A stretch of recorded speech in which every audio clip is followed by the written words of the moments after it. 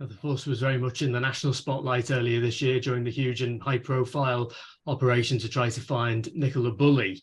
You've commissioned an independent review into that operation, haven't you? I know you won't want to say anything that will prejudge that, but can I just ask you this? Have you ordered that review because you think it's good practice or because you have particular concerns yourself?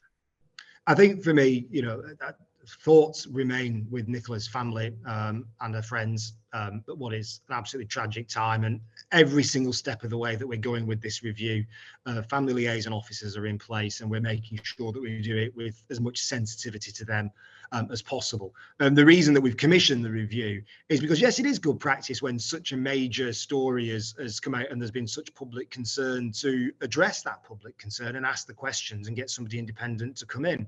I'm also concerned that in a modern policing era, in a policing investigation that was sadly correct in its hypothesis all the way along, in which officers predicted correctly, very sadly, even the day that Nicola's body would tragically be found. And yet it became such a story, particularly in the national papers, about bungling, incompetent cops, yet they were right all along.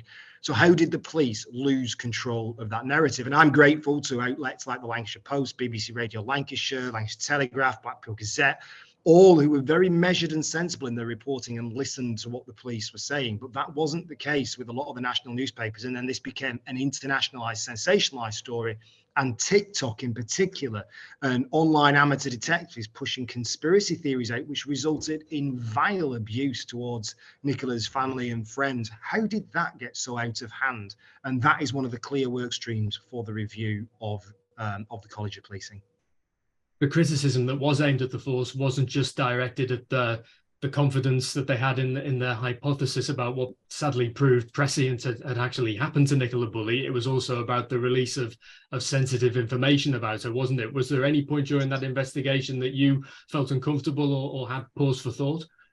Well, the ICO have made their statement on the release of that information. I have my own personal private views. This is one area of work stream for the college, so that's not something I would want to preempt. And I think I'll let the college do their work on that, and then we'll be happy to discuss that once that review is concluded. But I wouldn't want to preempt the outcome of that. Just finally on this, how close was your contact with the force during that period? Because obviously the force has to remain operationally independent. I can't direct and control operational resources. So my job is not to ring up the chief constable in the morning and tell him where to put which officers and how to run investigations. They are the professionals and know how to do this. Am I there to hold to account and make sure that, yes, in times of difficulty, the constabulary has the resources that they need and the backing that they need, but also to make sure that I'm keeping a close eye and holding the force to account in my role effectively as the regulator for Lancashire Police, as the Office of the Police and Crime Commissioner. So I was receiving regular briefings from the chief officer team on the case as it unfolded, including on Saturdays and Sundays as we progressed through that case.